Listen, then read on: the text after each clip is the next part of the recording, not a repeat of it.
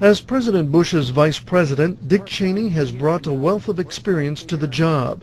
A former White House chief of staff, a former congressman, and defense secretary under the first President Bush, Cheney knows how Washington works.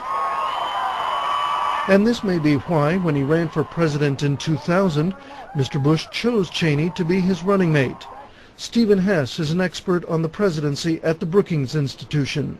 George W. Bush, who had no national experience, his experience was entirely as the governor of a state, chose Dick Cheney very specifically because of his very deep national experience, both as a chief of staff to a president, President Ford, as Secretary of Defense, and as a powerful congressman in the House of Representatives. So he chose him because he knew how to run things in Washington. The American Constitution assigns no specific role for the vice president, except to preside over the Senate and cast a vote when there is a tie.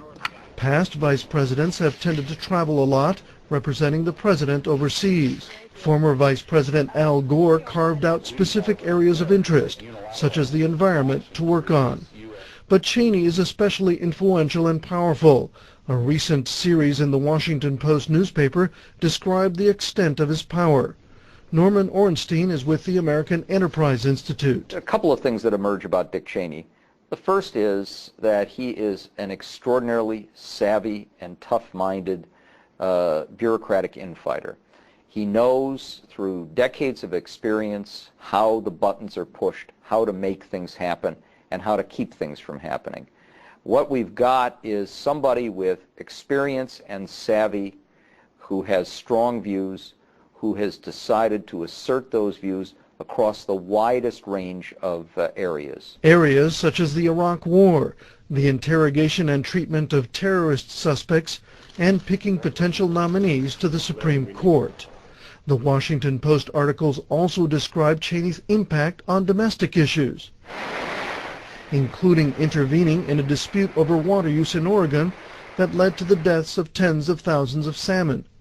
The personal relationship between President Bush and his vice president is unknown, but White House spokeswoman Dana Perino recently described it this way. I think that the president thinks of the vice president as a very close and trusted advisor, somebody who has nothing but the country's best interests at heart.